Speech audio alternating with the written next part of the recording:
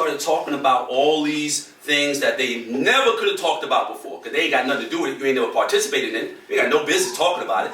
Okay, somebody said something, so you gonna say a little something. Somebody else want to compete with what you said, so they gonna say a little more. And now you got motherfuckers looking at their window, writing down what they see, like a goddamn surveillance team making up motherfucking rap lyrics, right? Okay, now it goes from I saw to me, I'm him.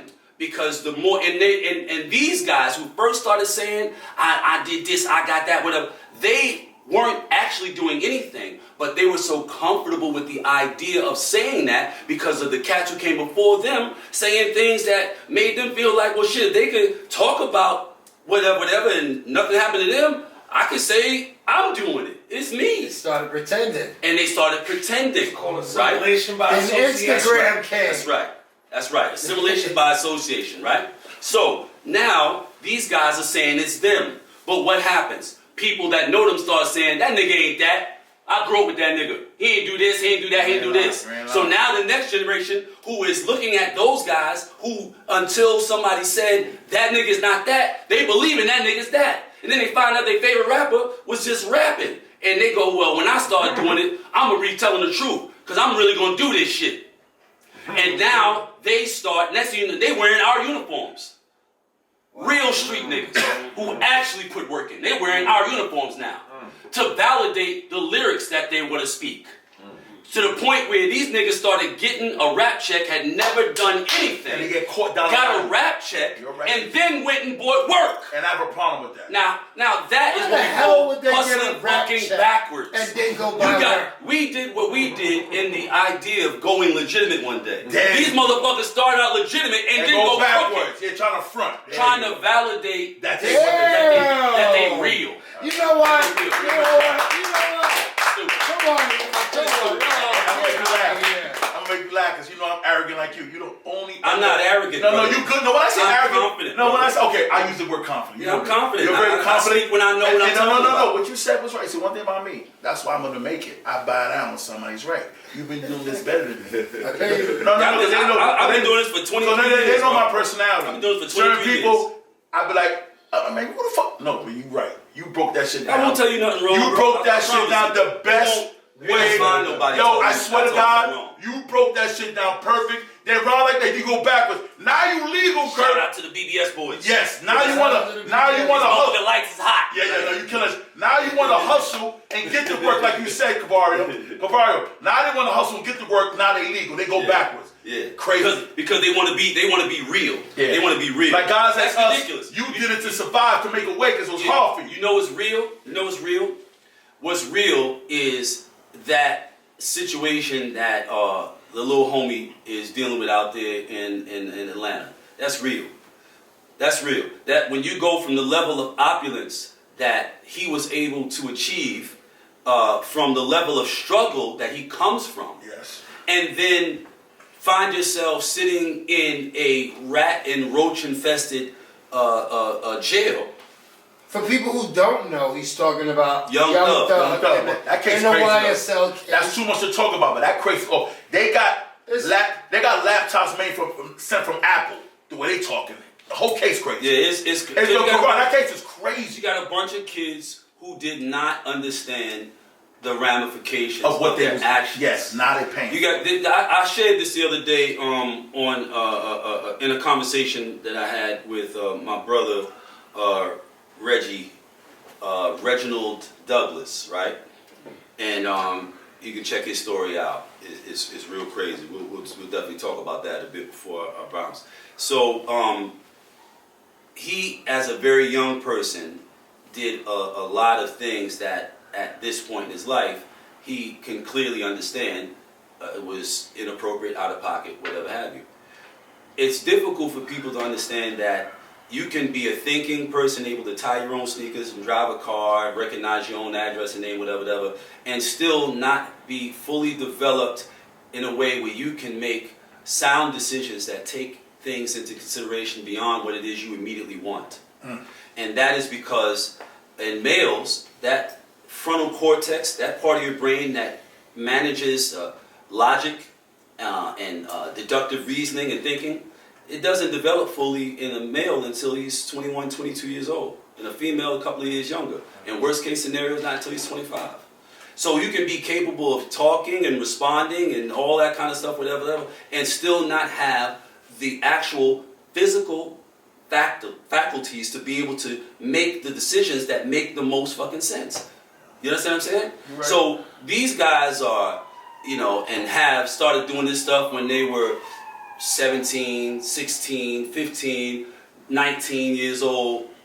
They really didn't have the capacity, mental capacity, to really think about what it was they were doing. All they were thinking about was the adulation and regard and respect and acceptance they were going to get from their peers right now, which most of them are suffering from a lack of. So I'm going to say shout to Young Thug. Hope the case work out for you, my brother. You know, he got a lot. Shout to Young Thug. It's gonna be a long. He got a long way to go. A long, hard ride, and it would be miraculous if he were to not end up with some sort of significant sanction. Yes, and I'm going to say one more thing, then I'm going to move on to my next question. Tory Lanez, I'm a big fan of him. You know why? Because I love that kid. He represents something that they were both drunk. That he represents something to me when I'm talking about. I don't care if I'm making $30 a day. I love being what happened? Can we just take a commercial? Oh, commercial break, y'all. No, 2 seconds. Because he needs to do something. I'm gonna close the windows, man. I hate that siren. Close the window. Yeah, I was wondering about that. I was like, that siren was big. We good now? Hold on. Watch it for. Are we good now? No, let me close the windows. So that's you can edit it out. Yeah. Okay. Are we good now? Yeah. Okay, so I'm gonna move along. So I want to ask a quick question though. I want to ask a quick question. CAVARIO.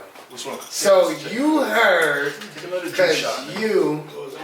Not like when you juicy. You know what I mean? You juice part. Oh, you can't take out that. Let me tell you something. I was kidding when I was saying before, oh, it's the alcohol, whatever. That shit has nothing. No, I know you control yourself very well. Come on, you're a grown ass man. I'm just playing. I've been a grown ass man since I was about 10, 11 years old. Let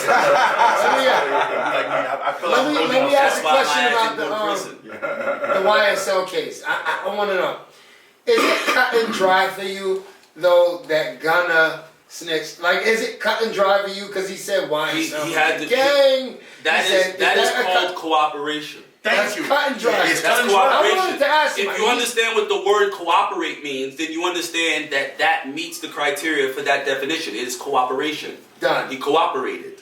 That's when 6ix9ine. If he's okay with it, that's all. And that's when 6ix9ine all of a sudden became a lawyer. JoJo introduced me to him at the when they had the All Star out there in Chicago a couple of years ago. Oh really? And my cousin JoJo introduced me to him. And one of my homies was bodyguarding him at the time, whatever.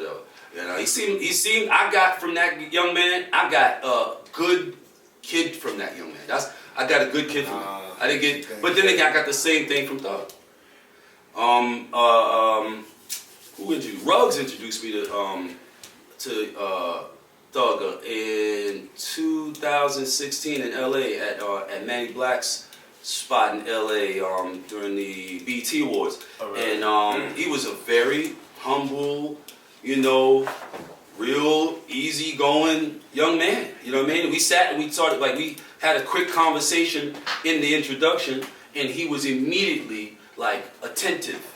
Okay. You know what I mean? And he was already, you know, pretty important to his peers. Wow. So he didn't have to give any kind of particular attention to someone that he did not know, but Ruggo introduced him to me. So based upon his regard for Ruggo, you know, he understood this. If he introduced me to him, he brought me over here to meet him. So this must be somebody that I should regard. Mm-hmm. And he did, and we sat and we had a quick conversation. I got a feel for who he was, and you know, solid young brother. All right. You know what I mean? So Cavari, that's my point. Like that, we can move along to my next big question. That's why I don't like this legal. No disrespect. I don't know 6ix9ine. I have no problem with him, but I gotta tell the truth. All of a sudden, every time a drug case comes out, he's a lawyer. If he's a lawyer, you wouldn't have been a rap, my man. Stop being a lawyer, dog. What do you mean by that? Every time a case come out about snitching, oh yeah, you a rat, young dog. He's basically saying every single time another person gets caught as a snitch, he's the first one in line to say, yeah, see, everybody's snitching. It's not just me. And that shit Look, drives me everybody's crazy. snitching. Why? And it drives Because, me yo, crazy. I want to go to, because I got to move on because you talk. Because you are literally admitted in your rap and that's your business. But stop trying to, every time somebody allegedly snitch, you going crazy. So what he's trying to do is Misery loves company. he's trying to. That's what you think. That's all I'm saying, Kamara. Right. Bottom line. Let me. You riding with me, let's do a record together. Please allow me to finish my own sentences. I will let you. Thank you. I want to finish my own sentences. Whatever you think I'm gonna say, wait till I say it and see if you're right. All right.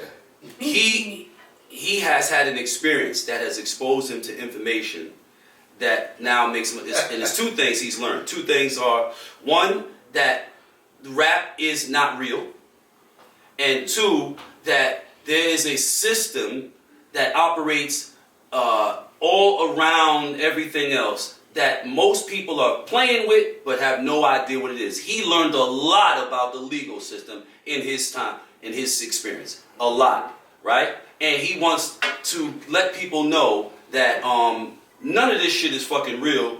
We're all pretending to be somebody we're fucking not.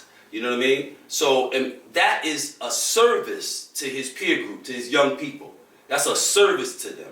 Because there are a lot of people who are looking at what's happening and they're adapting in their mind something like, well, it looks like I can fuck around, go down, and dig my way out and be accepted.